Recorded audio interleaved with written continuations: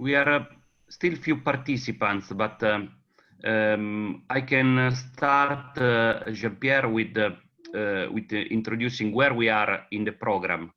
We are we have already done 6 sessions on Monday and Tuesday. Today we will start with the virtual live demo from 9 to 11. Then we go for tackling emerging pollutant and diffuse pollution, session 7. We go in the afternoon, 2:30, with the circular economy, how to apply it in the context of European Green Deal. And then, let's say that the conference probably most important of today, because we have also STM and CERDP. It's an institution in America that does remediation for military sites for PFAS, guidance, pilot, test, and remediation. So let's start with the virtual live demo. It's this is a special session we have organized in the last week, let's say.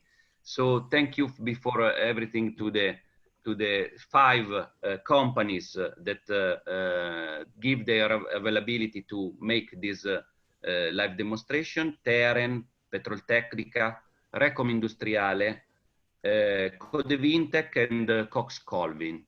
The session will work in this way. We will play a brief video. It could be from 5 to 15 minutes. The video will be briefly introduced by some people of each company. And then we may do questions on the last part, on the final panel.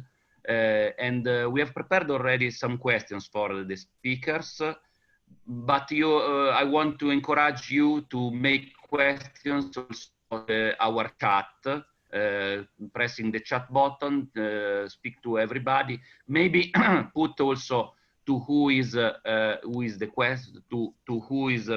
question, and we are able to manage it during the last phase. Let me introduce myself. My name is Marco Falconi. I work in ISPRA, that's the Italian Environmental Protection Agency. I work in the field of contaminated sites, and I'm the unit that works on the 41, now 42, sites of the national priority list. Those 42 areas are the most polluted areas in Italy, as you probably know. And ISPRA does the technical control, is supporting the Ministry of Environment to make the technical control of those projects on those sites, basically risk assessment, characterization plans, remediation and long-term monitoring. I am not the only chair for this session. There is with me also Jean-Pierre David. Jean-Pierre, please introduce yourself, and also we may start with the first speaker later. Yes, so good morning to everyone. So I'm Jean-Pierre David. I'm an environmental professional and a consultant, but I'm here as part of AUDIS. AUDIS is the Italian association, Italian Brownfield Association, so Associazione delle Aree Urbane Dismesse. And AUDIS has a long history of cooperation with Remtech. So AUDIS is transversal organization, which includes economists, lawyers, authorities, regulators, as well as consultancies. And it is focused on helping the redevelopment of abandoned sites and dismissed sites. And of course, dismissed sites and abandoned sites may also be often contaminated. And that's why there is this now historical partnership with Remtech. So it's a pleasure to me to be here and help Marco with this session. So I guess we will start now with the first speaker. Is Luca Spinelli from the company Terren. And Luca, if you want to introduce yourself briefly, and then I will start the video. Okay, thank you, Jean-Pierre. Good morning, everyone. My name is Luca Spinelli. I'm the scientific director of Terren. Terren is an Italian company that deals with technological innovation, both in the field of environmental monitoring and in the field of data verification and validation, environmental data. So now we will speak about the flux chamber technology. The flux chamber is a device for the direct soil gas monitoring to measure the flow emission of vapors coming out from the soil directly on the surface on the soil without using mathematical modeling. So Jean-Pierre, if you start the video. Yeah. Okay. Thank you. We can speak later. The migration of volatile organic and inorganic substances from subsoil to the atmosphere is an effect of contamination of soil or groundwater. Flux chamber is a device used to measure directly vapor flow rate, excluding external of background concentration of the ambient air, and mitigate and weather conditions at the outskirts. Now we'll speak about accumulation static flux chamber for screening analysis, and after dynamic flux chambers.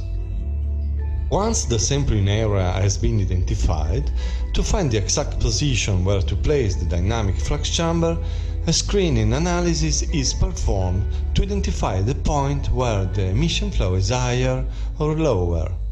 This is possible by the use of a static accumulation chamber. The flux rate measurement is obtained by a train time function of a specific gas concentration, extrapolating the increasing rate proportional to the flow rate. A static accumulation chamber is a device that allows the measure of emission rate from some specific compounds, without introducing a gas carrier. The system works by accumulating the vapor inside the chamber and measuring the concentration trend of carbon dioxide, methane, total VOC, and H2S. A small pump takes the gas from inside the chamber and sends it to the sensor, that then reinserts into the chamber. Under these conditions, the concentration of the monitored parameters increase over time with a linear law. A software connected by Bluetooth to the device allows to evaluate the slope of the function that describes the increasing of concentration of the analyzed pollutants. The carbon dioxide and VOC concentration acquired by the instrument is displayed in real time on the device screen. In this way, it's possible to evaluate the progress of the measurement and immediately check the flow rate at the measurement point.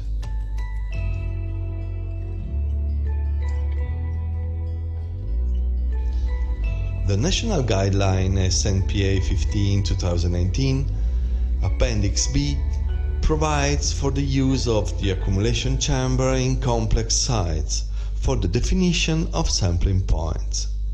In paragraph 4, criteria for location of sampling points, is specified that the choice of sampling points must take place by proceeding in progressive stages of investigation, providing preliminary identification of control points, applying the principle of geometric proximity to the probes or piezometers with more significant contamination and to the targets, possible screening of the concentration and flow rate of VOC and CO2 with accumulation flux chamber around 2-5 meters from this point of attention.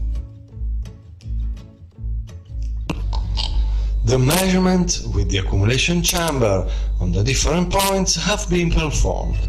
Let's now examine the data recorded to map the emissive flows and identify the points with the highest or lowest emissive flow rate.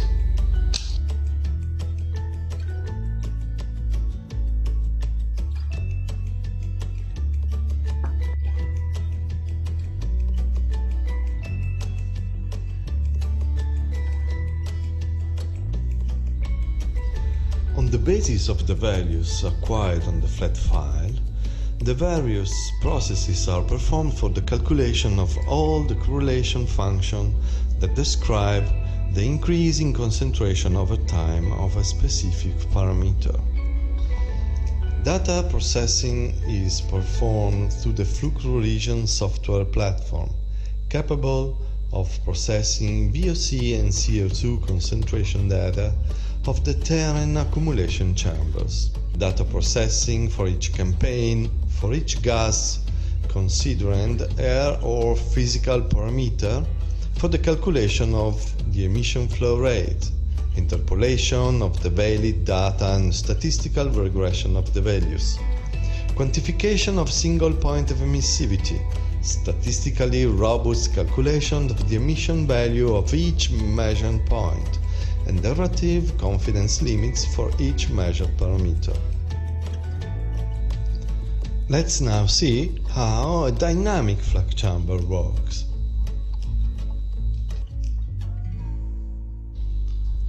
This is the dynamic flux chamber patented by Terren together with the Engineering University of Milan, built after a development project that lasted several years.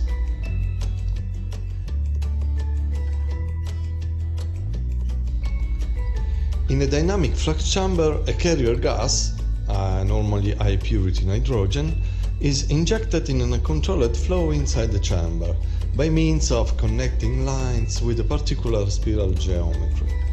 The gas, in contact with the soil, enriches itself by the volatile compounds in emission from the surface and goes out by the vent holes. VOC are collected and determined in the output stream by specific sampling and analysis methods. Before to start sampling, it's necessary to purge the system, replacing all the air present initially inside the chamber by the gas carrier.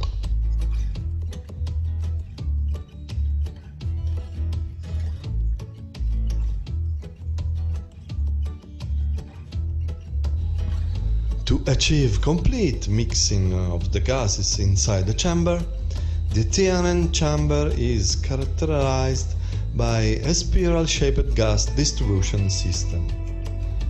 In this way, the chamber is always completely mixed.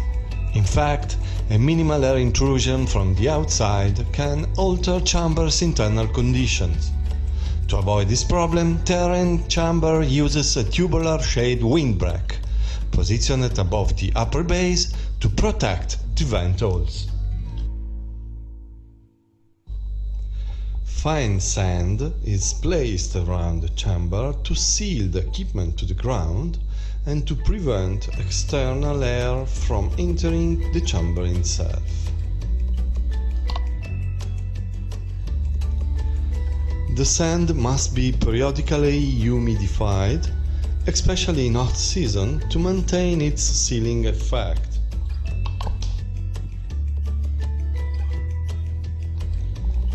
Sand must also be placed around the windbreak to protect the sampling holes and the vent hole. The system has been tested with laboratory tests and field tests to verify wind resistance.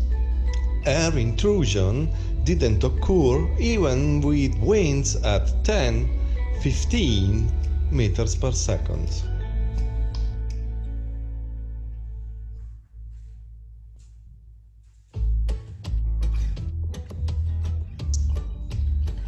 During sampling time, as well as the national guideline SMPA 15/2018 requires, all information useful to describe the sampling activity and the surrounding condition must be recorded.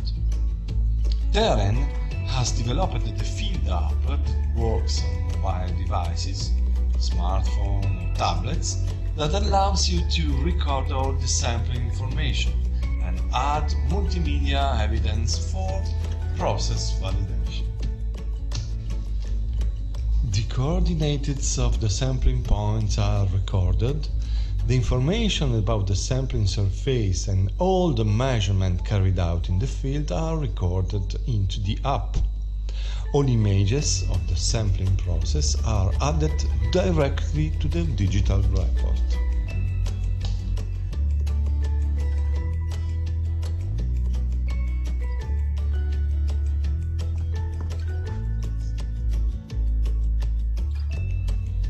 Both during purging and during sampling, physical and chemical parameters must be measured to ensure proper monitoring management. The initial purge must be of a volume equal to about 4-5 times the internal volume.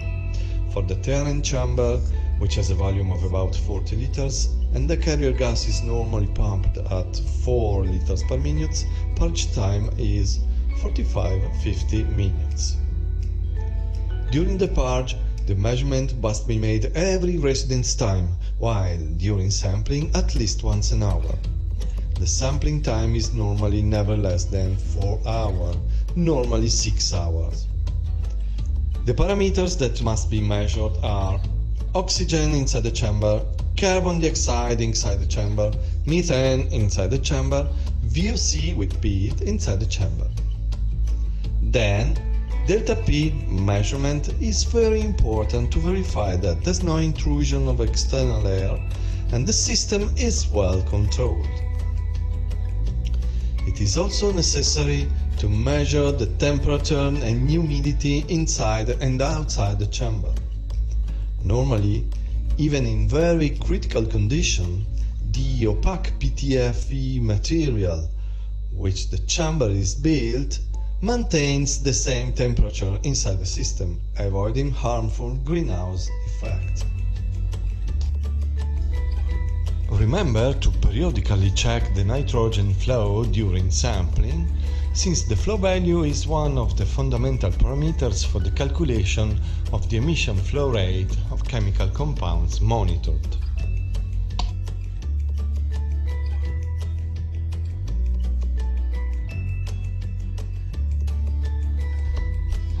The choice of the sampling support, and therefore the analysis technique, in addition to depending on the chemical-physical nature of the pollutant, cannot ignore the extent of the present contamination of the site and the site-specific risk thresholds, in particular for VOC and hydrocarbon fractions.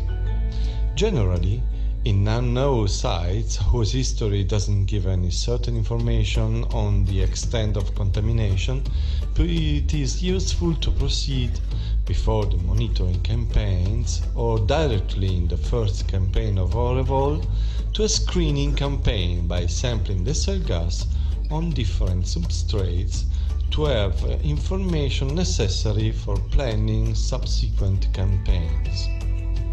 Canister are the most suitable substrate for the sampling of light organic fraction and for individual VOC. However, sometimes it's sufficient to use activated carbon solvent use to reach the required concentration limits. Normally, the concentration involved compared to sampling with nasty probes tend to be much lower, because the emissive flow is mixed and diluted by the carrier gas, and because the flux chamber is placed at ground level, downstream of the phenomena of dispersion and biodegradation that occur during transport to atmosphere. Bye bye!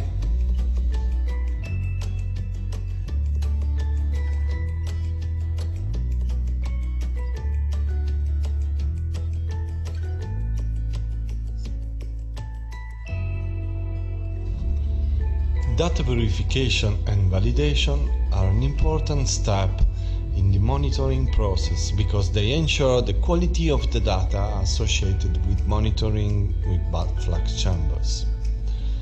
Terran examines the quality data of the laboratory analysis by checking the correct execution of the QCs through automated system and knowledge of environmental chemistry.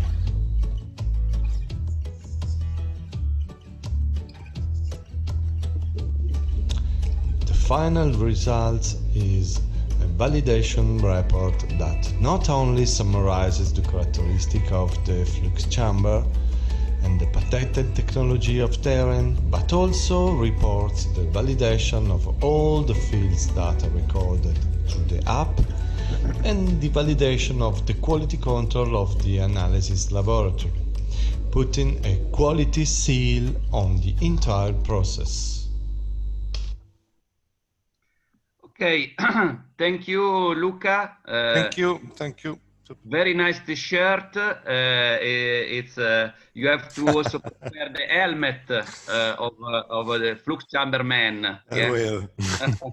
Okay, it's the technology used in Italy. You know that, Luca, we don't accept questions at the moment. We will wait in the last part in the discussion panel. So also you that are connected right now, I will repeat that you may do questions through the chat. They will be managed by me and Jean-Pierre to the 5 speakers. Okay. Okay, perfect. Thank you. It's appreciated your participation. If there is anything that you want to know and that is interesting also for the audience, please. Of course, I'm still here. Okay, let's go to the second speaker. Is Gabriele Palmieri of Petroltecnica, together with Gian Lorenzo Minarini, that is however online. The video is about SAMIS, automated system for emergency measures of hydrocarbons spills in harbors and in canals, case studies and new implementation. Gabriele, please, if you can introduce yourself and what briefly we will see in the video. Then Jean-Pierre will start the video. Yes, good morning. Good morning, everybody. I'm Gabriele Palmieri. I don't know if you see me now or not. Yeah. Yes. Okay, and because microphone and the signal today is not so good. Okay, I'm working in Petroltecnica SPA. Is a important company of environmental and safety service in Italy. And we have different and many customers and clients, like, for example, the Mayor Oil Company and the international company that works in Italy, for example. And for this, this is important for understand about the concept about our technology. And I present myself. I'm Gabriele Palmieri, and I'm a chef of environmental safety emergency response team. And with us and with me works other manager, project manager, all manager studied in OSP response school in Southampton, UK. Okay, I would like to introduce to you our important technology, the SAMIS system. SAMIS system is, just a moment, I put our video. Just a moment, sorry. I will share the screen. Yes. I will share your video. I understand. Okay, so. Okay, can you help me? Okay, I will now start your video. Yes, thank you very much. Okay, this system is automatic environmental response system. He works like a team of like OSP response.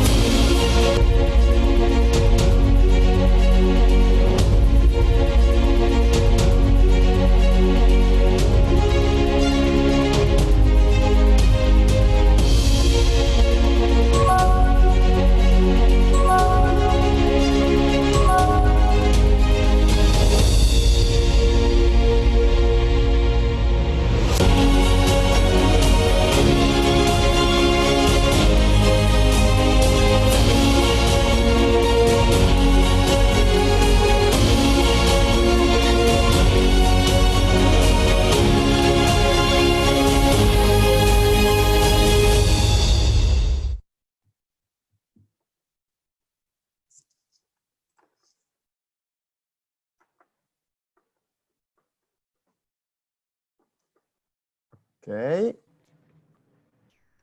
Thanks. Okay, if you haven't a question now, I would like to show you 4 slides about this SAMIS system that I remember you that is international patented. This is very important because after national patent, we had do this this international that in Russia and China and in the Europe. Okay, I would like to show you these slides. Please. Just a moment, please.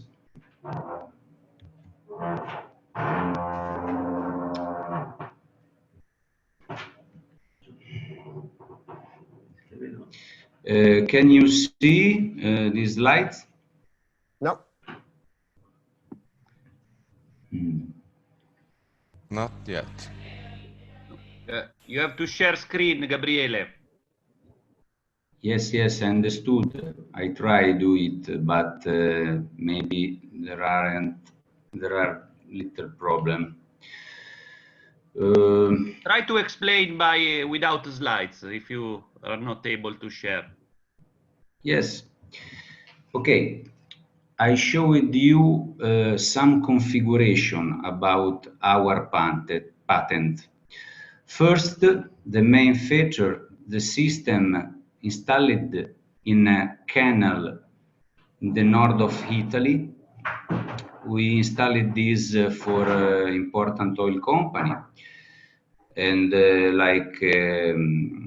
I spoke before. And this system works with a detection unit, a pollution automatic block unit, 3 a recovery unit, and 4 alarms activation unit, remote activation. And I told this because it's important that this system have this activation unit in remote because sometimes SAMIS works in explosive atmosphere, and it's important that all is ATEX. The second that I showed you was installed in a port. I'm sorry, but you can't see this is important slide. But you may try this to... important installation we did for other clients, and there are same unit. First, alarm and detection unit. Second, the barrier or block unit, and 3 and 4, I repeat, recovery pump unit for oil and alarm system. This installation, for example, we did in Port Harbor of Rimini, now works in this day also, and the system asked by our clients because after oil spill accident last year. And not for less important, other installation in groundwater. There are unit detection unit in groundwater, and this detection unit speak with recovery pump system, and if there are migration about oil in the groundwater, in the surface, the detection can activate the block and recovery, and the oil can you recovery in the pump and the tanks. And this is our important and main patent about oil spill system and recovery equipment in Petrotecnica.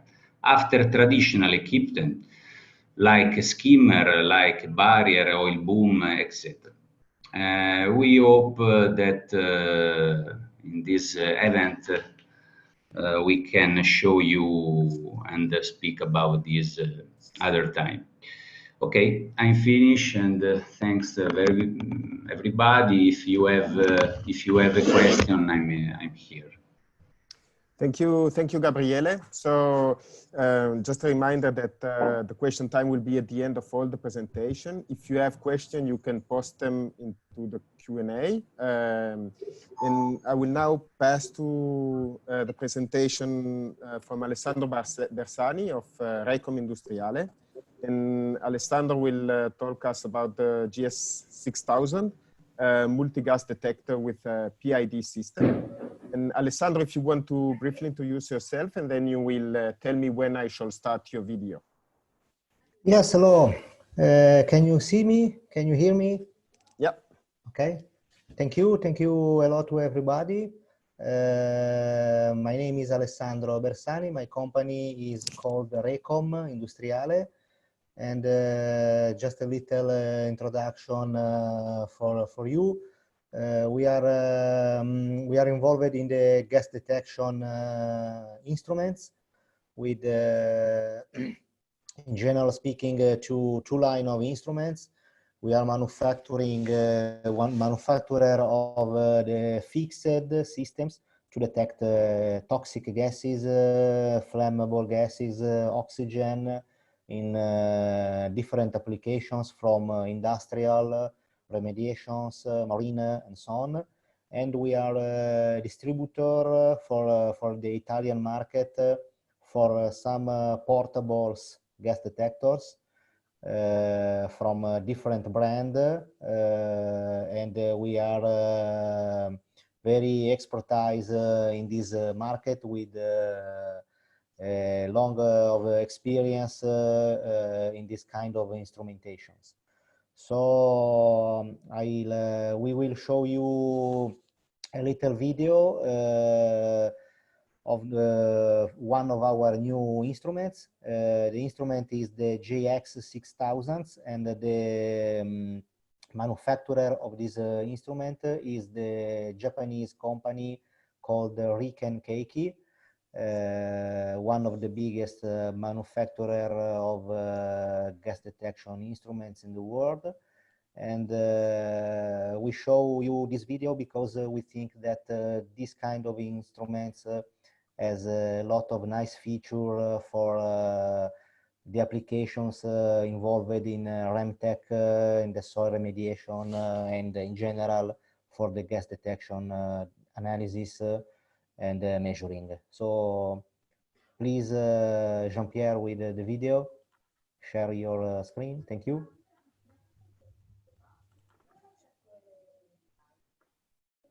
Okay.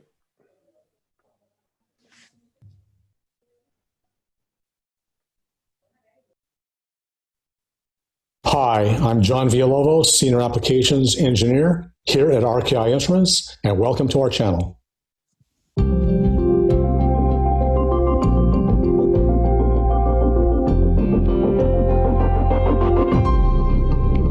Today, I'd like to introduce you to our GX6000 Personal Portable Gas Monitor. The GX6000 is a sample draw unit with a built-in pump that monitors for combustible compounds, oxygen deficiency, organic compounds, and toxic compounds.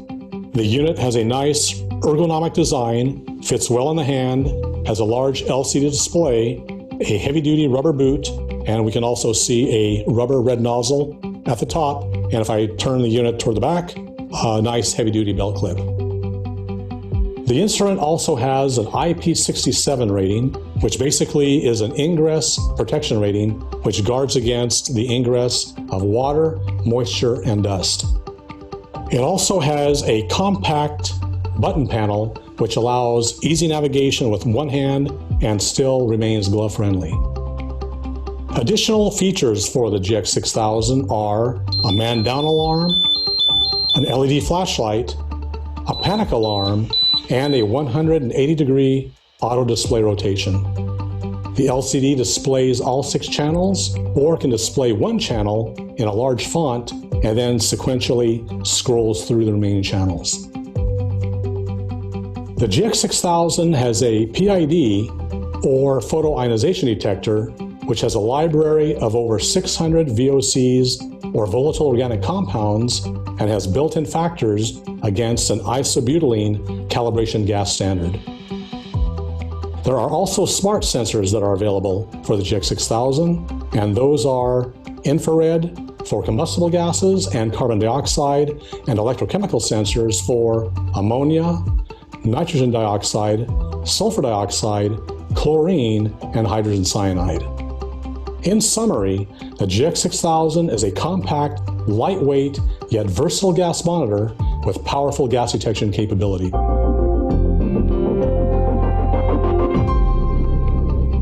Today, we're going to look at getting into the settings menus for the GX6000. And first of all, we're going to get into the user mode, which is the first one. To get into the user mode, we want to start with the unit off, push and hold down the up and down arrow buttons together, then press the power button, release when we hear a beep. And that brings up a password in the black bar at the top. If password was activated, I would have to enter that to get into the user mode. But actually, as a default, password is off, so I don't need to enter a password to get into the user mode. Right now, the cursor is just to the left of user mode, and that's where we want it. So I'm just going to press the power enter button to get into the user mode. And the first thing that comes up is the date. So if I press power enter again, that gets us into the date, where right now year is flashing, and I can just change the value by using the up and down arrow keys, change that year, and then press enter to select that. Then month is flashing, I could change the value there if I wanted to. Then day, then hours, and then minutes, and end for that function. That will take us back to the user mode menu. Next, I can use the down arrow button to get down to date format. Press enter to get into that. And right now the unit is set up for month, day, and year. So if I use the up arrow key, I can make that year, month, and day, or day, month, and year. Now I'll get back to the original month, day, and year. So whatever format you want, just merely press the enter button to lock that in and select that. Now we're ending that function. Back to the menu again. And now I can scroll down to configure channels, and let's get into that one. Right now we have methane for channel 1, oxygen channel 2, H2S channel 3, CO channel 4, VOCs, which is our PID for channel 5, and our HCN sensor for channel 6. Let's say I wanted to look at H2S the most often of any gas, and I want to put that at channel position number 1. So I want to swap, let's say, methane CH4 with hydrogen sulfide H2S. So with the cursor at the top near methane, I'll press the power enter button, and that basically starts that flashing. Then I'm going to use my down arrow key to go to H2S, then press power enter, and that ends that. And if we look again now, channel 1 is H2S, and channel 3 is CH4, so we've swapped those channel positions. And that's all that this function does. It lets you configure the channels 1 through 6 in whatever order that you would prefer to see them in. Okay, so now I'm going to just leave it the way it is for the moment, and just go all the way down to escape, and press enter. Next, we can take a look at languages. Scroll down to languages, press enter, and we have English, Japanese, Italian, Spanish, German, French, Portuguese, Russian, and let me scroll down to that, Korean, and that would be it. So quite a number of languages are available in the GX6000. Of course, I'm going to select English. Okay, and next is a ROM sum number, read-only memory. Basically, this is program information that is useful to RKI, and sum number 1F14. This is useful programming information for us.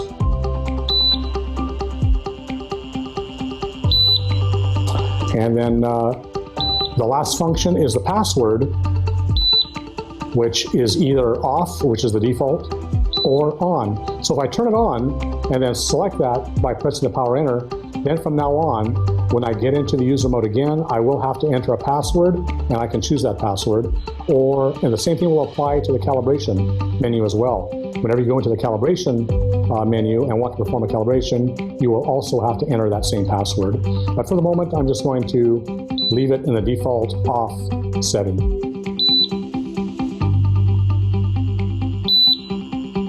And then finally, scroll down to start measurement, press enter, and the instrument goes into its normal warm-up sequence and will finish at the normal operation screen.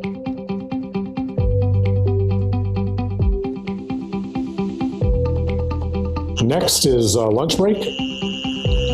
Lunch break enables the unit to calculate the time that it is off together with the time that it's on. So if you take a break or go to lunch, it's going to calculate the time that you're out of the environment together with the time that you're in the environment to properly establish your 8-hour time-weighted average.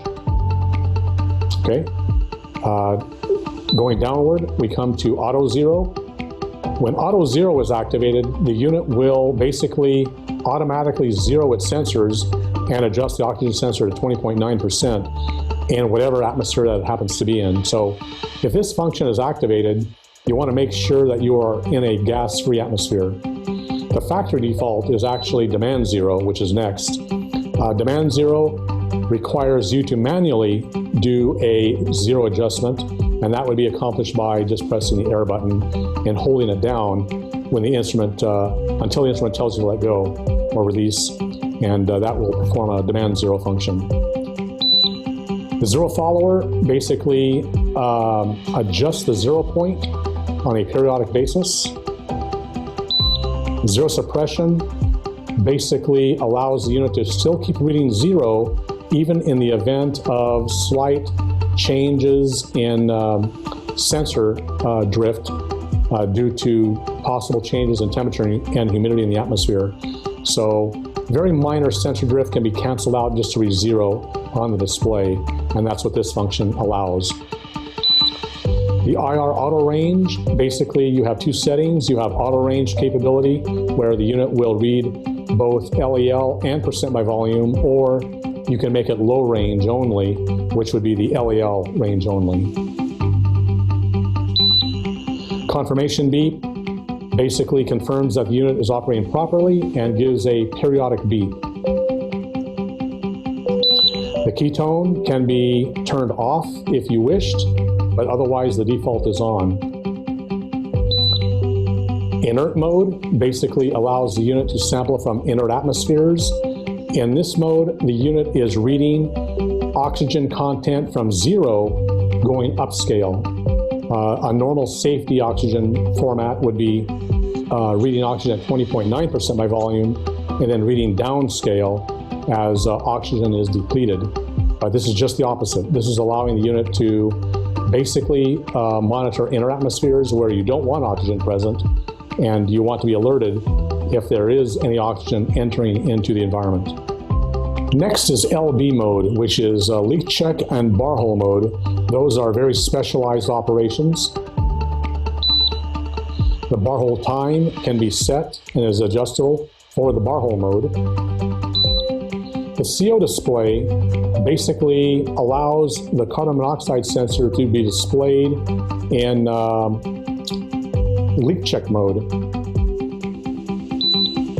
The man down alarm, or man down setting I should say, has actually several settings within it. The man down alarm can be turned on or off. The panic alarm can also be turned on or off.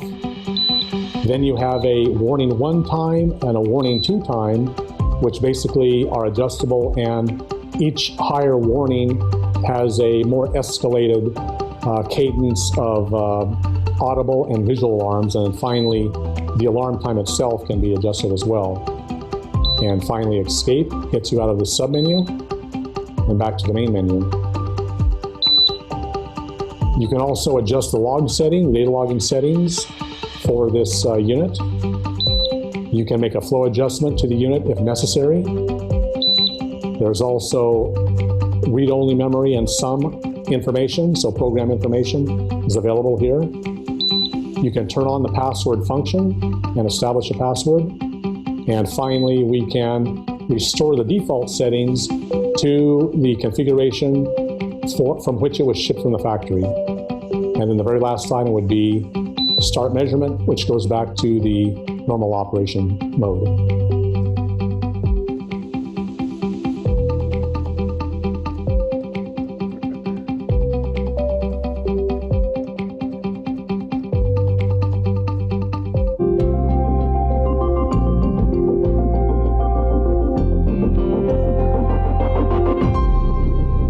Today, I'd like to show you how to perform a bump test on the GX6000 using a 4-gas mixed cylinder composed of methane, oxygen, hydrogen sulfide, and carbon monoxide. I've already prepared my 4-gas mixed cylinder, and I've attached my demand flow regulator and tubing to the regulator, and I've removed the tapered nozzle from the top of the unit here. Basically, we need to get into the calibration menu to access the bump test mode. To do that, we press and hold the shift down key and also the display button. That brings up the calibration menu with the cursor at the top. I'm going to bring the down arrow key to the bump test function and press power enter. And the values in the screen should now match the values on the calibration cylinder. In fact, they do here. So I'm going to proceed by pressing power enter. Now I have all of the values flashing. Everything is zeroed, oxygen's at 20.9, and I'm now going to attach my tubing from my cylinder to the inlet fitting. The unit is also counting down,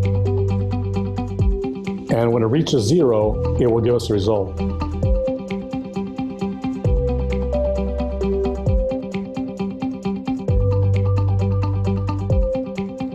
The bump test is concluded. I'm going to remove the gas first. And if we look at the screen, we can see that all channels passed. CH4, O2, H2S, and CO are okay. I can press my up or down arrow keys to see what the values actually were. So we can see that oxygen was 10.9%, CO was 59 ppm, H2S was 32 ppm, and methane CH4 was 59% LEL. Basically, the parameters are set right now to pass a bump test that is within plus or minus 30% of the calibration value. At this point, I just have to press the power enter button. That gets us back to the gas select screen. I can now press the display, or rather the shift down arrow key, to scroll through my VOCs, which we're not using today. To escape, press power enter. And we're back to the cal menu. Scroll to normal mode, press the power enter button, and we're back to the normal operation screen. And basically, that is how you perform a bump test.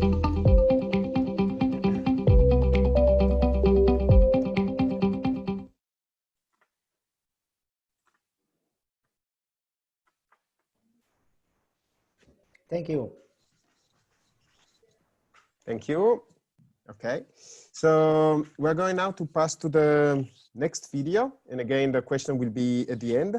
So the next presentation is from Andrea Faccioli from Codevintech. And Andrea will briefly introduce us to his video. And the video is about GPR 3D radar, an interesting technology. And Andrea, please, and then at your sign, I will start the video. Good morning, everybody.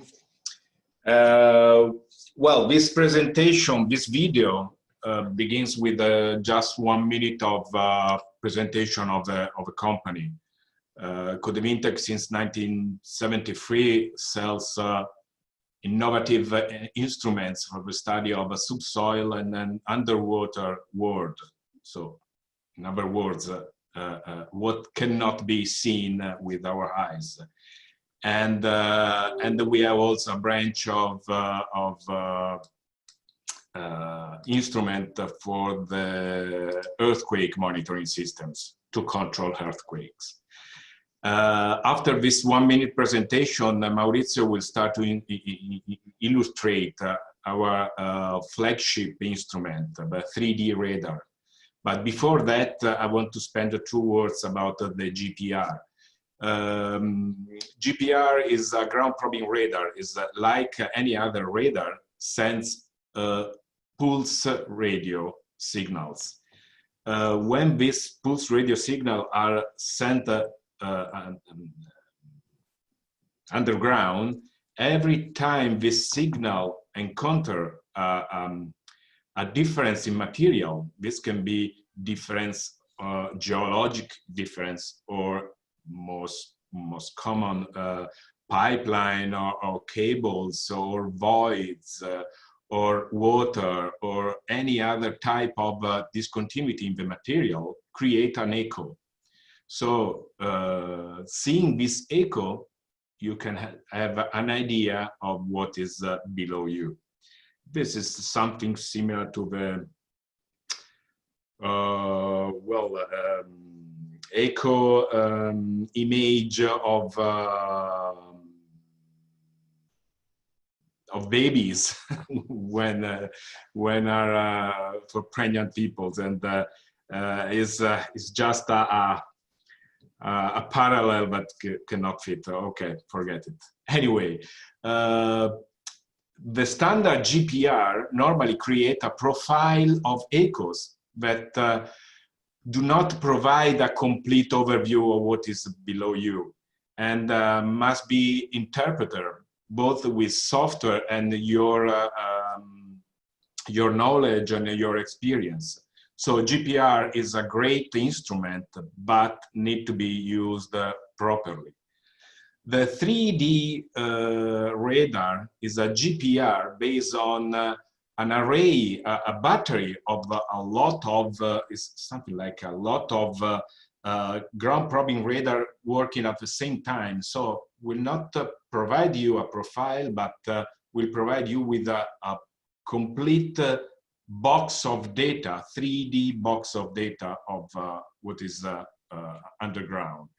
This makes the interpretation much more easier. We will see Maurizio in the video, and the data collection much more productive. So I think it's now the time to see the video. Okay. Okay, I'll share it immediately. Thank you for the explanation. Here we go.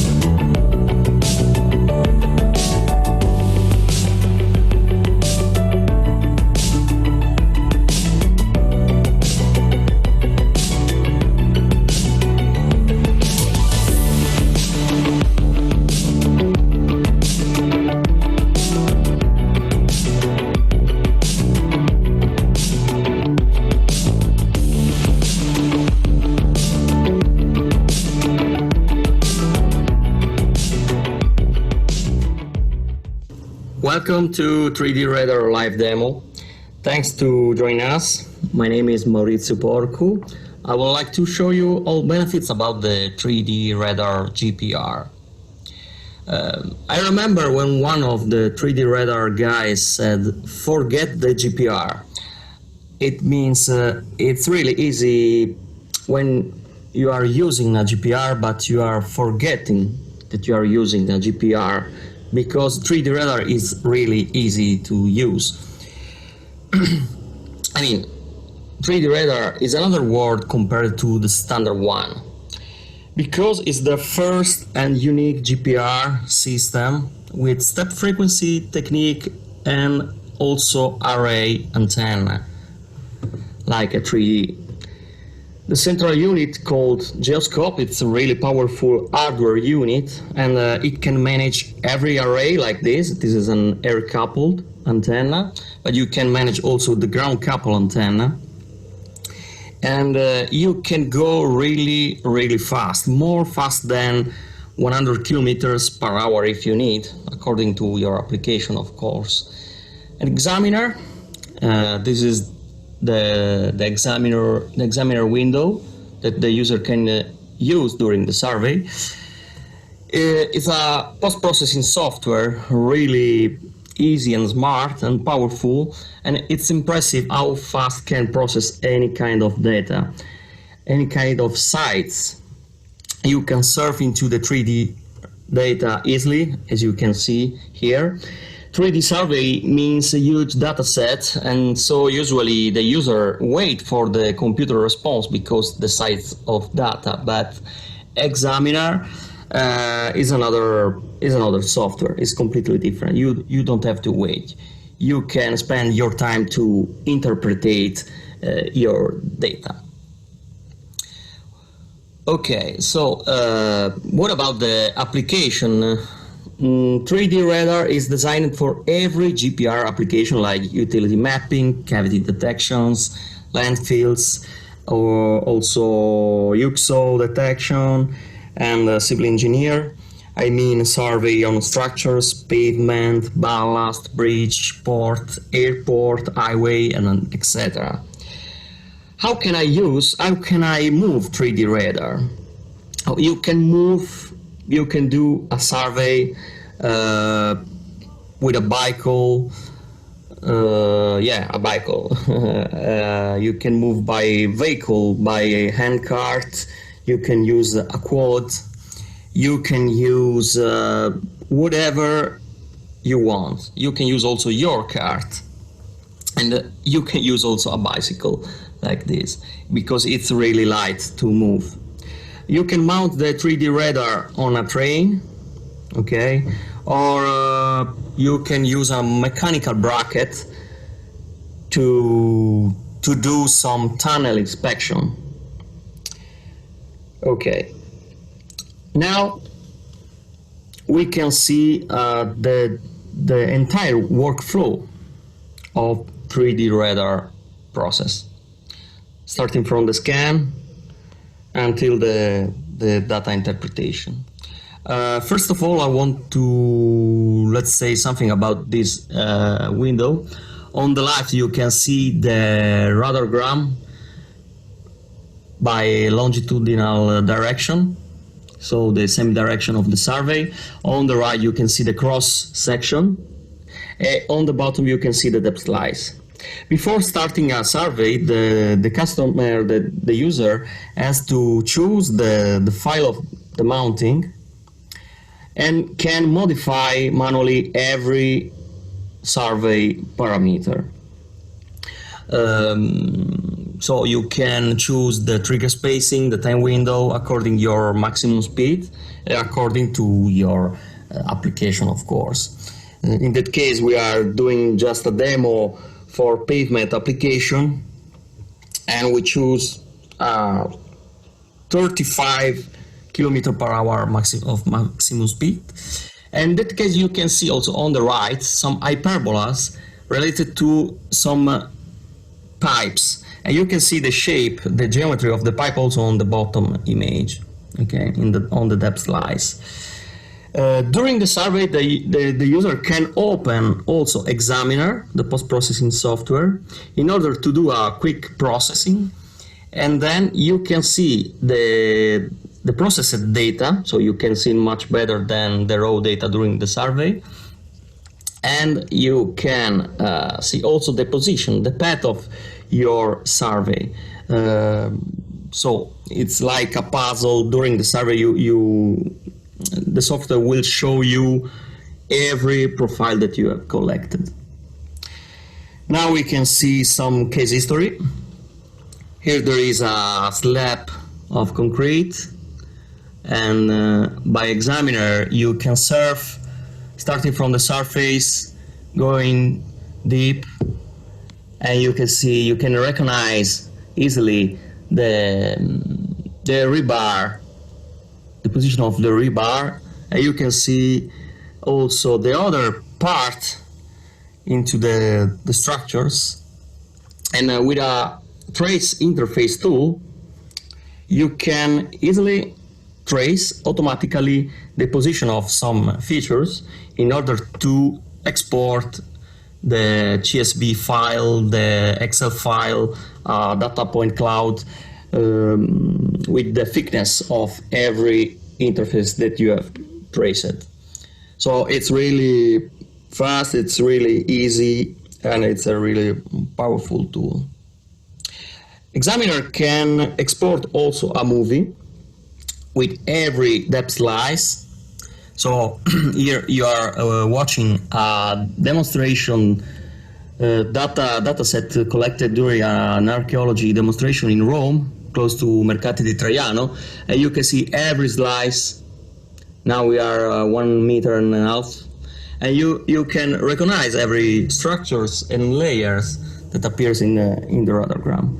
This is another this is another data set, and you can watch in a few seconds. You can watch some shape, okay, circular shape, and they are the graves. We are in the middle of Italy. This is an ancient town, and below this circle you will see the shape of the room. Okay, you can easily recognize the boundary of these structures of this room. Okay, you can see here on the right. You can. It's really impressive because it seems a photography. It seems not a GPR data. It's really more similar to a photography. Another tool, really well done. Examiner can merge video and data, GPR data. If you collect any movie during the survey with mobile phone, micro camera, video camera, whatever camera, so you can merge the video with the radar information. So if you press play on the video, you can see the radar position and the video position both. So it's really useful because you can recognize if some target, some feature in the radiogram is related to something on the surface of the pavement or on the material. So when you press play, if you move the cursor, the video change and the GPR data change. So 3D radar is not just a 3D GPR, it's a 3D fast GPR. It has the feature of step frequency techniques, so you can collect every frequencies in one pass, starting from 200 megahertz up to 3 gigahertz. You can use the air couple antenna, the ground couple antenna. You can use every scan pattern that you want. So this is the highest performance GPR actually in the market. This is why 3D radar is the most powerful GPR, I mean, actually. So I want to thank you for your attention. Thanks for joining us. Visit our website www.codevintech.it.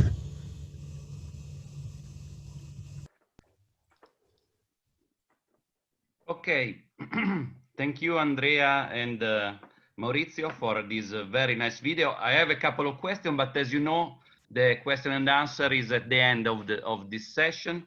So I encourage any people attending to make questions through the chat. A couple of questions have already been addressed through the chat. now it's now to the moment of our bigger host here. It's Craig Cox and Laurie Kilcoat from Ohio. It's very early in the morning in Ohio. It's 4 a.m.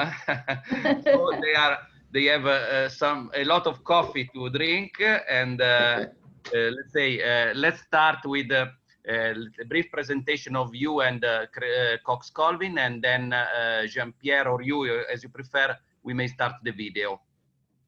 Good morning, everybody. As Marco said, it's a very early morning here in Ohio, but we're thrilled to be here. Thank you for having us. We appreciate the opportunity. We're with Cox Colvin and Associates. We're celebrating our 25th anniversary this year. We've been in business longer than that, but I'm a woman, so I'm not going to tell you that, so I don't give you my age. You can see more information on our website, coxcolvin.com, as well as vaporpin.eu. You can also reach out to our distributor in Italy, EcoSearch, PLM in France, and Ripple and Viro in the UK. So with that, we give an explanation at the beginning of our video, so we'll go ahead and start that. Hope you enjoy it. Hope you enjoy our video.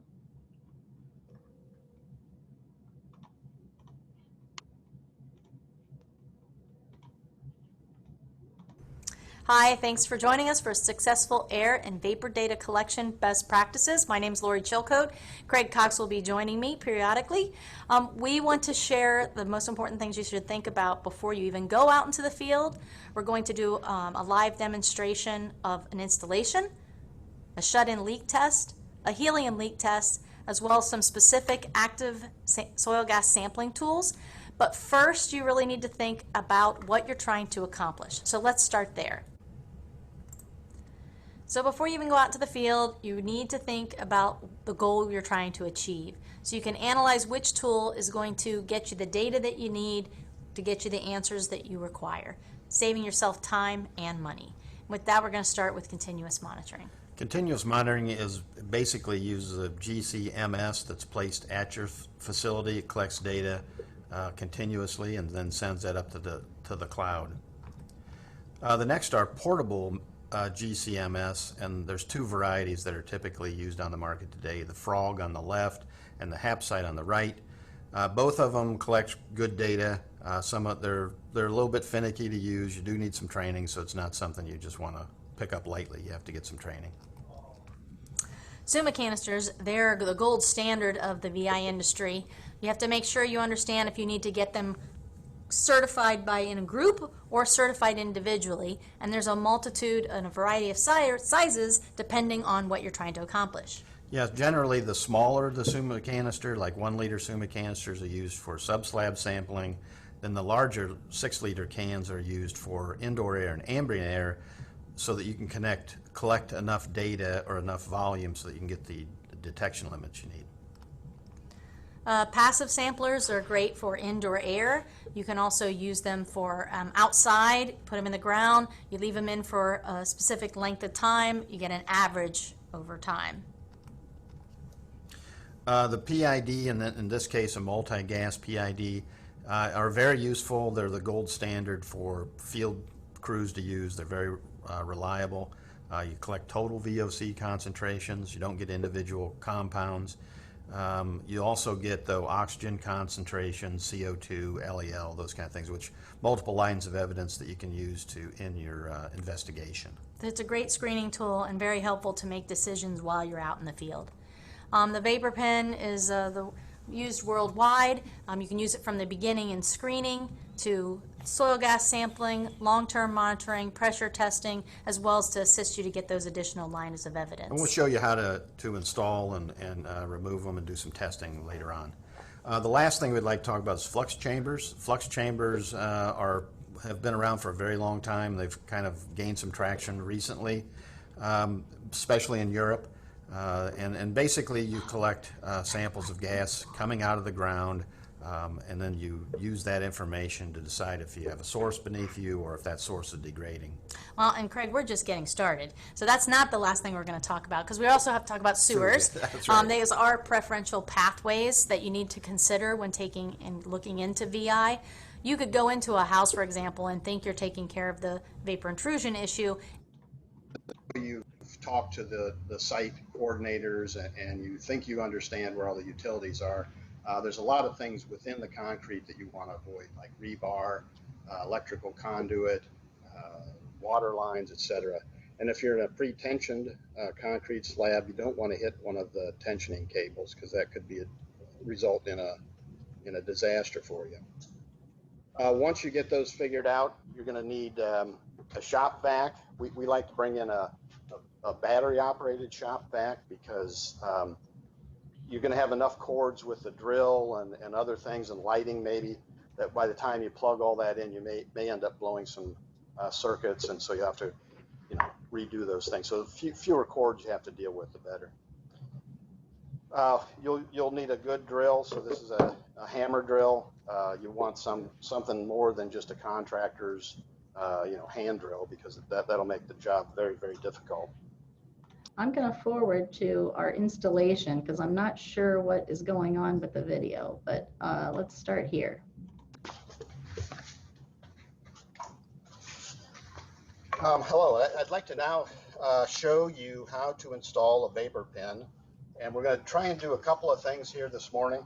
One is we're going to install this is a flex vapor pen. It's got the barb fitting can come off. This is the silicone sleeve that will form your seal. You'll see you set it not quite to the top, just enough so that you're at about the last barb. Now this may change for each different concrete setting that you're in. Some concretes seem to grip a little bit more than others. So once you put in a few, then you'll know how yours is going to react. We've already drilled a 5/8 inch hole through the slab, and we've cleaned it with the shop vac. The installation extraction handle you'll get with the kit, or you can buy separately, has a hole in one end that fits over the barb so that you can so you don't damage the barb fitting, and it allows you to pound it in. So I'll do that now. Let me put my gloves on.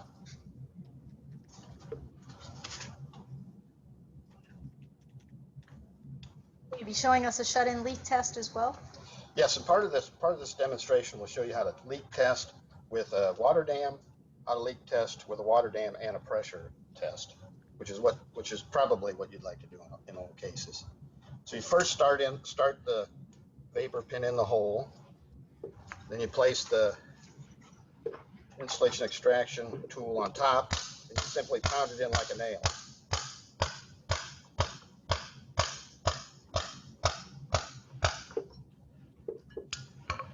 And that's all you need to do. So the seal is immediate. And it just goes in. You see a little bit of a bulge around the outside. That's normal.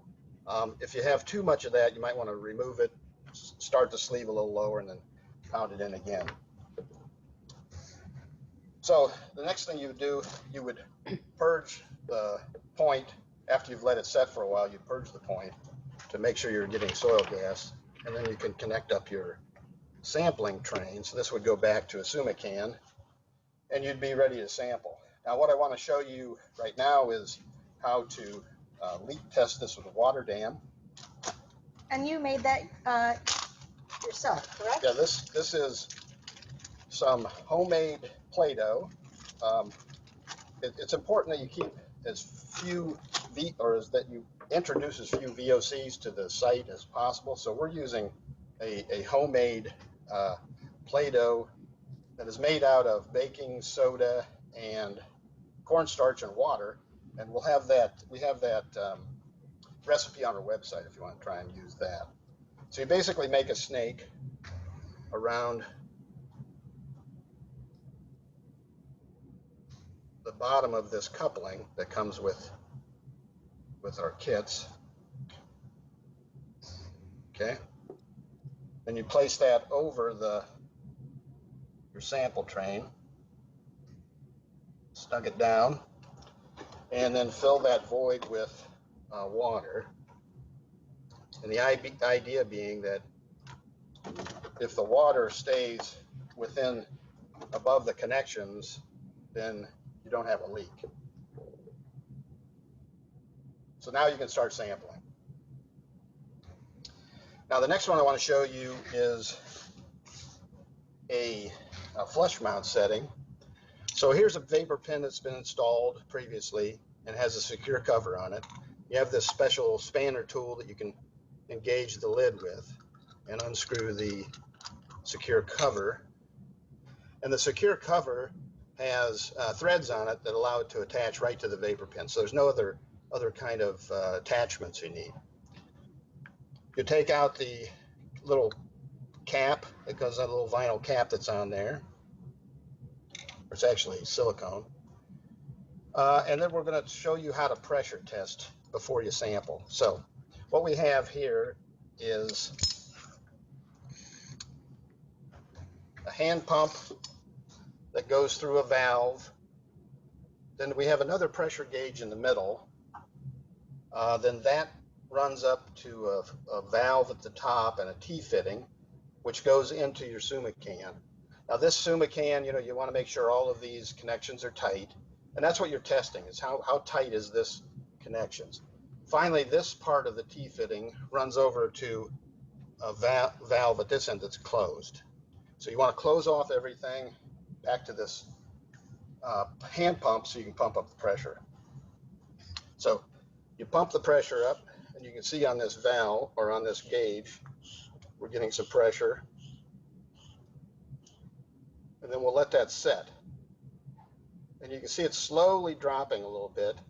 And that's because these hand pumps are notorious for leaking. So that's why we have this other valve here. So you can turn this valve and shut off the hand pump. And you'll see now that the pressure is steady. So that means that none of this part of the system is leaking. On these alpha SUMA cans, they also have a gauge here that you can turn on, and you can monitor the pressure there. It just doesn't show up very well on the video. So once you have it figured out that you're set and you're tight, turn this valve to isolate this portion, because you don't want that to be in the sampling. Connect this to the vapor pen. Check your valves again. Then you can open this valve. Now you have a connection between this portion of the, where your subslab is, all the way back through here. And this valve is now, when you're ready to sample, you open that valve. And you have a built-in water dam. Yeah, and so now you have a built-in water dam with the flush mount. So if you want to test that, you just fill that with water. And again, you watch that. There's a couple bugs came out. You watch that and make sure there isn't any, water leaking through around the vapor pen. So the idea being that water won't, the indoor air won't go beyond the water. At that point, turn on your valve and you're ready to test. Okay, now we're going to go just to show you how to extract the vapor pen, to show you how easy it is to do that. Sample train, and then you thread the insulation extraction handle down onto the vapor pen. There you go. And you'll feel it engage. At that point, you just keep turning, and the pin eventually works itself up into the handle and comes out. Don't try and just pull those out, because you will hurt your back there, and they're really tight. And you can remove the sleeve, clean the pin, put a new sleeve on, and you're ready to go again. Just make sure you need to put a sleeve on each time to make sure you get that seal on initial installation. Thank you. Yep, case study. Oops. Okay, Marco.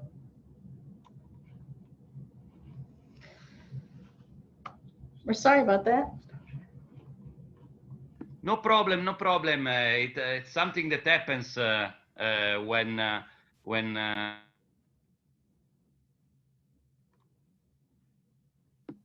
no problem, Laurie. It is something that happens when we have things like this. So yeah, let's say one file instead another. Yeah. I shouldn't have had two files to choose from. And at 4 o'clock in the morning. So. I know. Okay. So we may start the question and answer session. I ask all the speakers to turn on their camera. I don't see any question at the moment in the chat. However, we will break, me and Jean-Pierre will break the ice with some question. Jean-Pierre, do you have any question for Luca? Yes. So, Luca, can you explain how is the positioning of the static chamber dealt with when you have uneven soil or you have vegetation? What do you recommend to do is to remove the vegetation or to force the chamber in the soil? What is the best procedure in your experience? Okay, the best procedure is to remove all the vegetation that can interact with the internal mixing of the gas, because even in the static chamber there is a pump that that creates this recirculation of the air.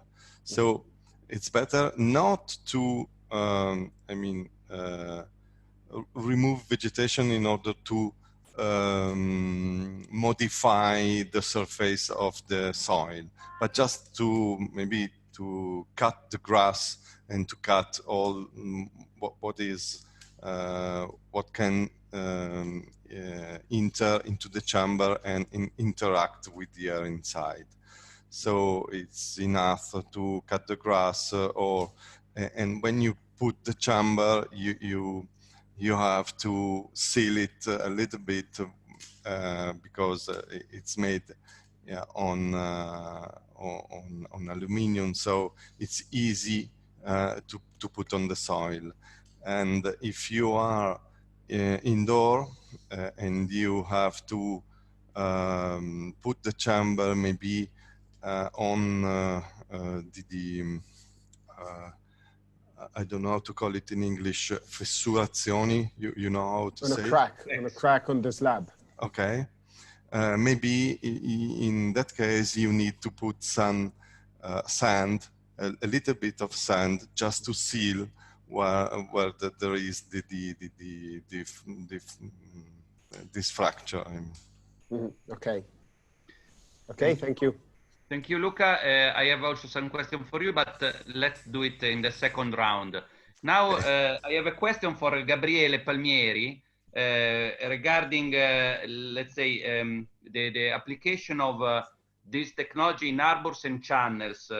My question is, how do you put this barrier and what material is composed? If you can now share also your screen, and probably you are able also to show the application in Rimini. You are co-host now, Gabriele. Just a moment. Yes, thank you.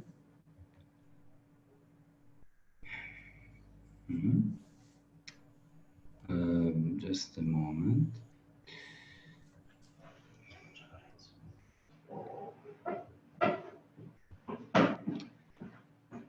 I don't know if... Yes. Don't show me.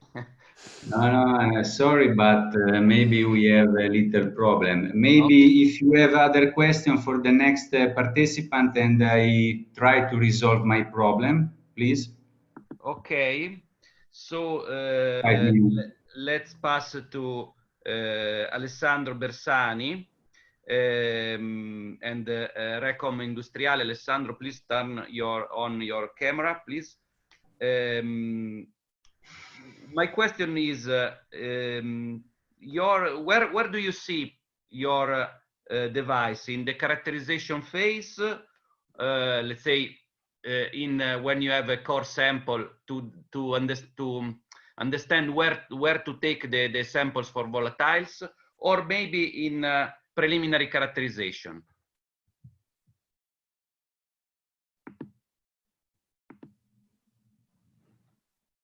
Alessandro? You're on mute. You are mute and we not see you in the video. Okay, and other technical problems. Let's go to Andrea and Maurizio. So let's go further. And here I am. Yeah, Andrea, my question is very, very simple from who is not expert of this field. How deep the 3D GDPR can arrive to detect pipelines and other electrical lines? 1 meter or deeper? I'm speaking, of course, of the application in the car.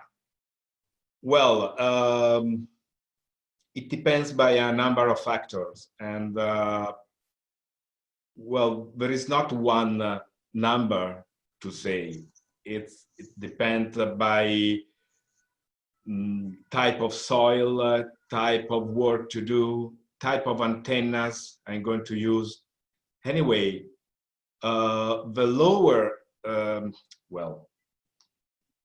the lower penetration we have with the antennas that are not coupled with the ground. So with a 10-15 centimeter above the ground, like when tow behind the car.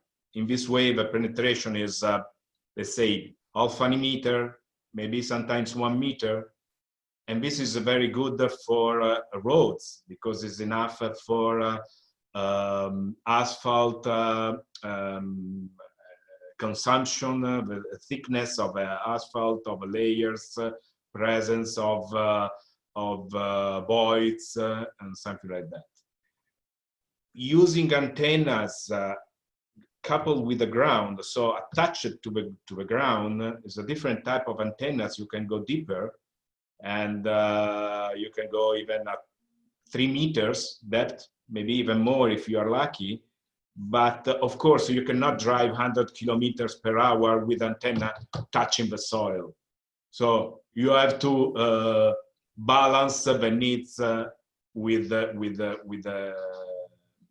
antennas you can use.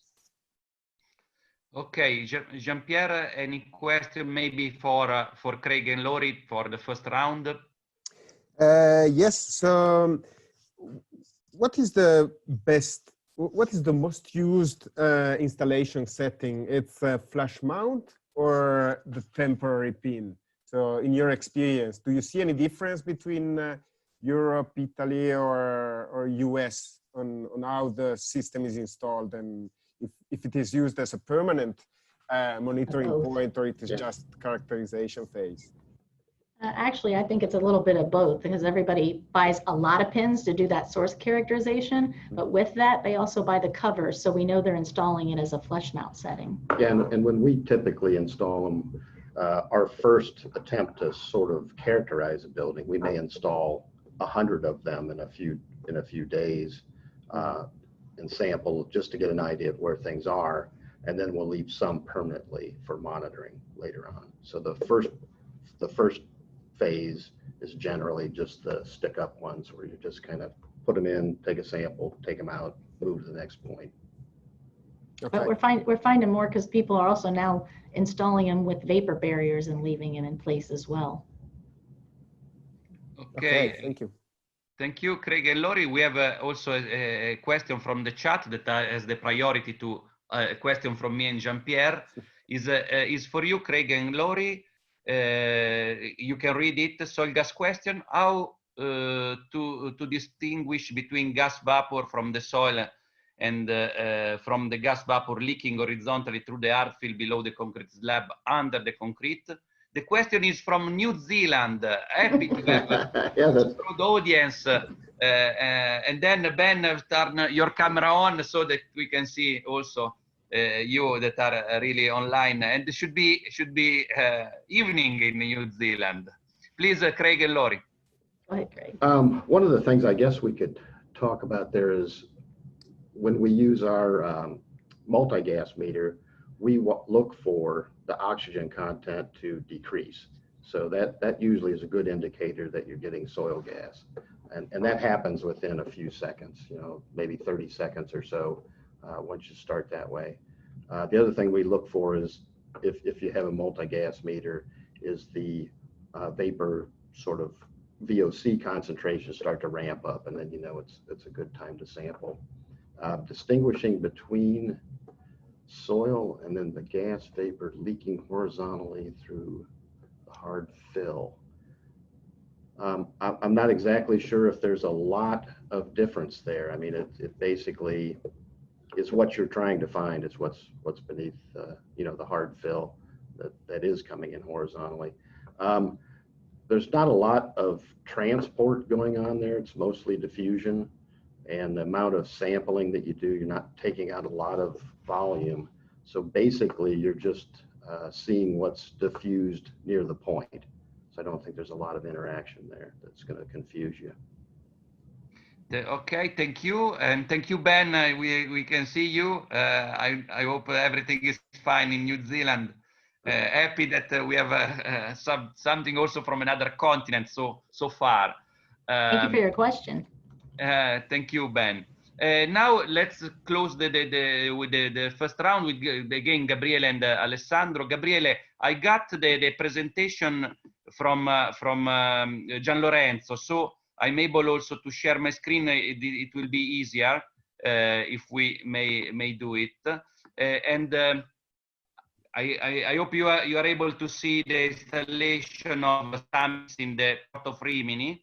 Jean-Pierre, you may see it? Yep. Okay.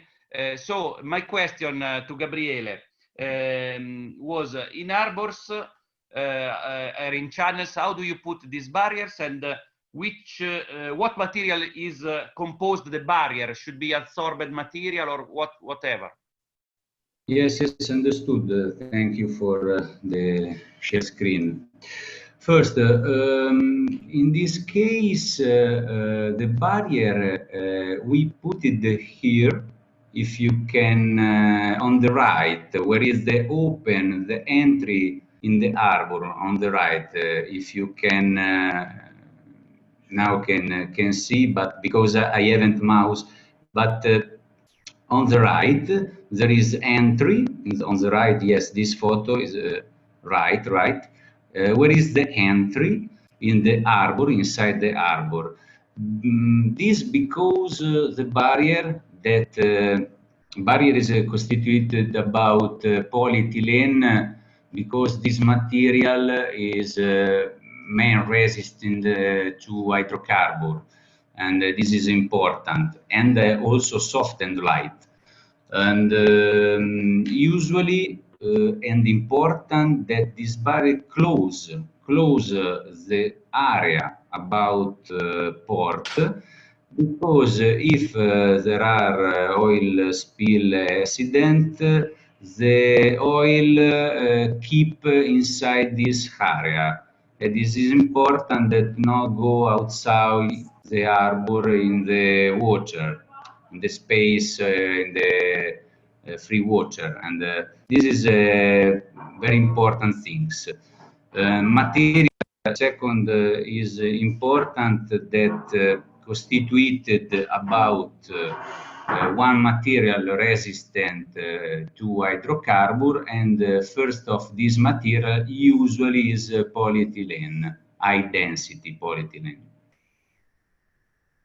Okay. And if sorry, Marco, if I can show you the first 1 minute, the first slide, and the second, because this installation, really installation worked in the, yes, this is a final installation, eco-compatibility, because we put it inside the natural park, and the clients asked us these important things. And the second slide, sorry, these are part, important part, and functional part about SAMIS. You can see the recovery pump, the height and the photo. You can see detection probe on the left. There are two also detection probe, and for level of about water, because water in the canal can have has the excursion. This is important that the barrier follow it. And the last slide, if you can show us, yes, thank you. On the right, if you can show us how the oil go inside the space. This is a schema about SAMIS system. On the left, there are camera, webcam, because I explained it to you about remote control. Now, for example, if I want, I can see every time the situation in the site. On the left, this is a particular about how the oil go inside the SAMIS system. There are a possibility about move a video. If you 1 second, if you can go on the mouse on the photo on the right. Sorry, difficult. The second photo on the right. Yes, Okay. it's difficult because yeah, it's not a share. Can I help you? Time, Gabriele.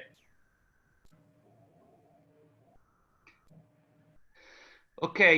Sorry, I don't understand. We have few time, Gabriele. No time to make another explanation of this. Okay. Okay. Thank you very much. Thank you for your answer. Now let's close the first ring of questions to Alessandro. The question is about the PID sensor. My question is, how do you see its application for the classical characterization phase to understand where to sample for a sample that could have volatile compounds, or just in the preliminary characterization phase? Yes, thank you, Marco. The PID sensors can be used, I think, in both of these applications. It's very useful to a preliminary measurement of the VOC, because this kind of sensor has a very quick response time. And of course, you can use the same sensors also for long time measurement of the VOC, when the concentration is more stable during a long time period. So you can use these PID sensors in both of these this kind of situations. Okay, Alessandro, thank you very much. You're welcome. Thank you. Let's start the second round of questions. We have still 17 minutes. Jean-Pierre, you did already your question to Luca. I have one for him. Yes, basically, Luca, if in 1 minute you can explain the difference between using different supports, vials, chemical vials, thermal vials, or canister, when we have to use one or the other, something that already is in our guideline. But yes, in 1 minute you are able to explain also to people that are not on this field. Okay. Yes, normally for analysis of soil gas, 3 kinds of supports are used: canisters or sorbent tubes, chemical desorption or thermal desorption.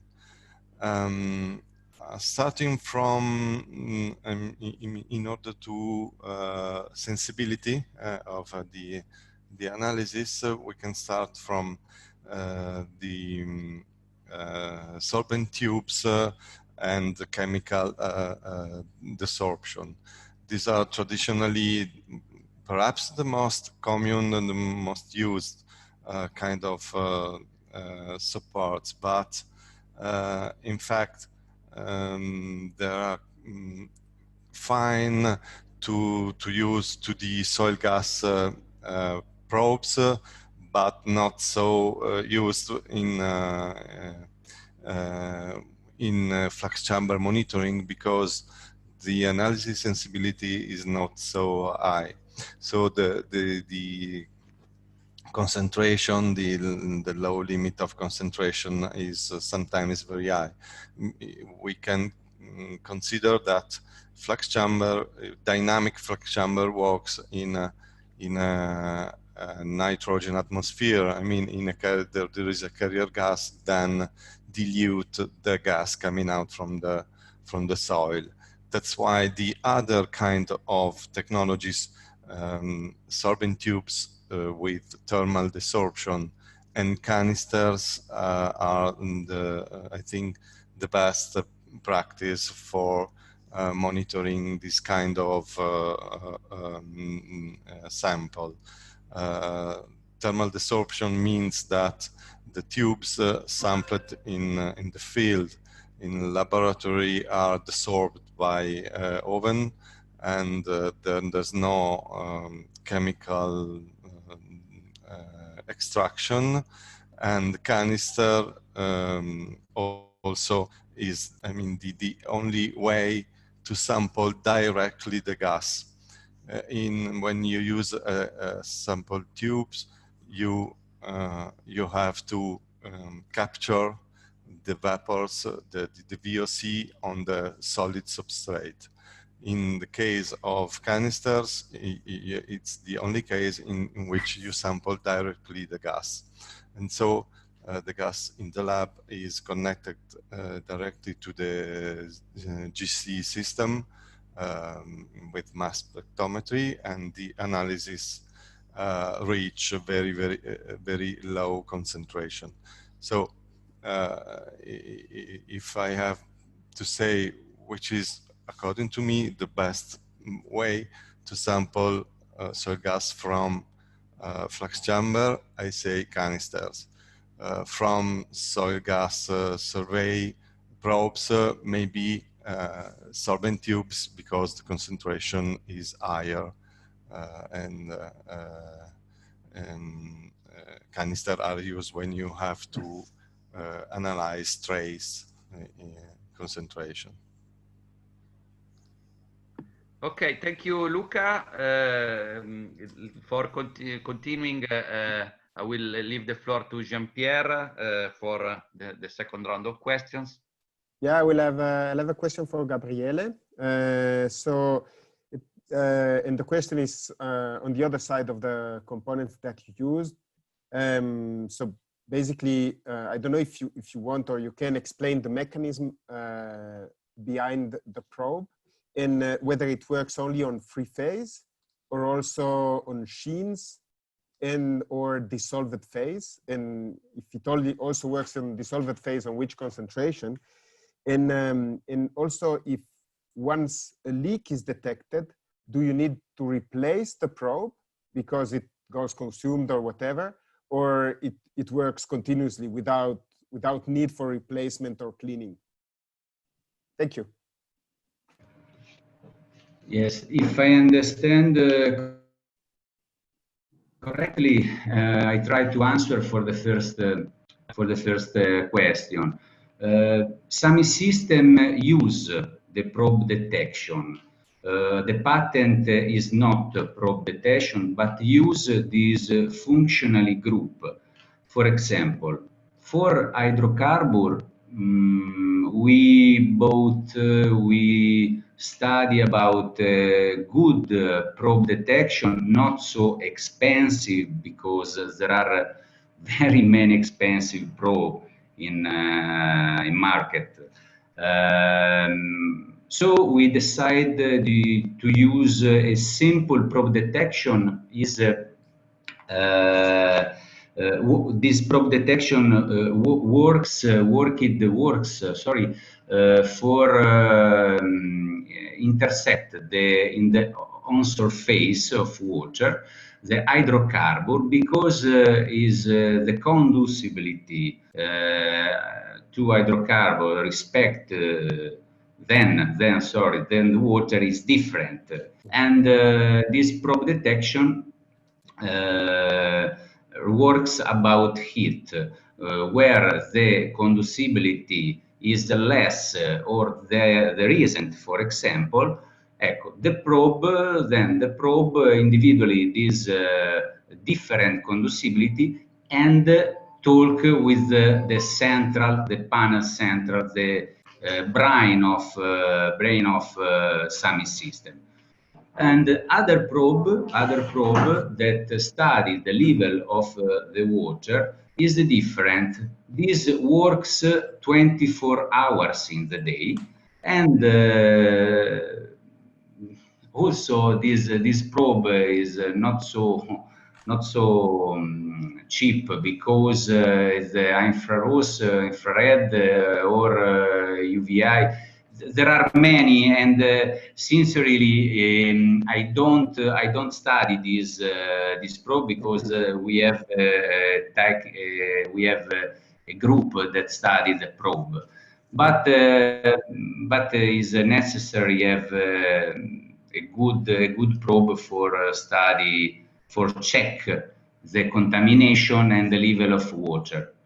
If I answered your question. Yes, yes. So it works only on free phase and not on dissolved phase. Is that correct?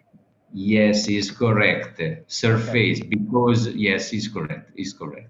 And but it can work continuously and does not need replacement, depending on the probe. Yes, work always, 24-hour work always, because SAMIS system is a barrier that the customers asked that works always, because it is important the answer, fast answer, the block. Thank you. Welcome. Marco, do you want to ask the next question, or do I go? No, please, Jean-Pierre, do your round of questions. Do we have any questions? Okay, no. So the question is for Alessandro Bersani. Can you explain a little bit more about the range of detection, the sensitivity of your instrument for the different toxic, flammable, and VOCs? Yes, regarding I think regarding the GX6000. Yes. Yes. Okay. The PID sensor is available with a range from 0 to 6,000 ppm.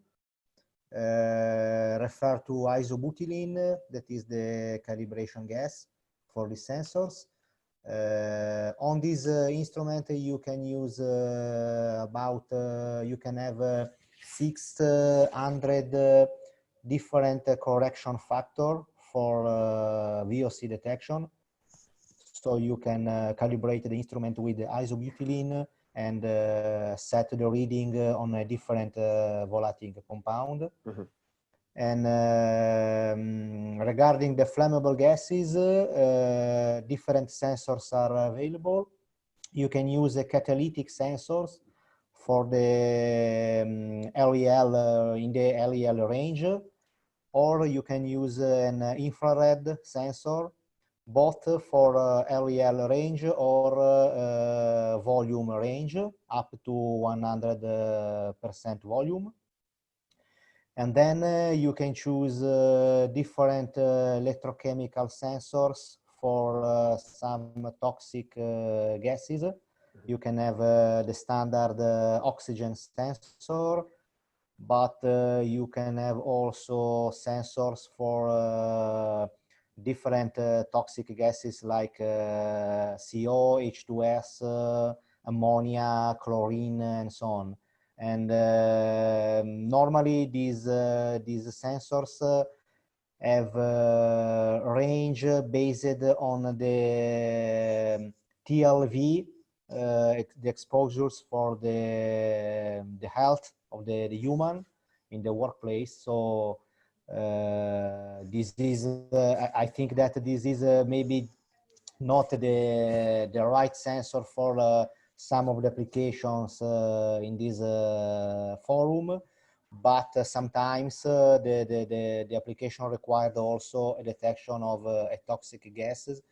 So if the range is compliant to the application, you can use, of course, these electrochemical sensors for these toxic gases.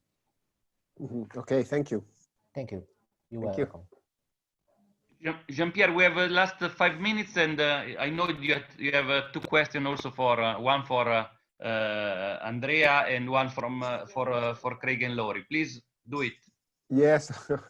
So, Andrea, I was wondering about the application for the UXO detection. So, I was wondering what is the best place to use the 3D GPR. I imagine the desert, I don't know.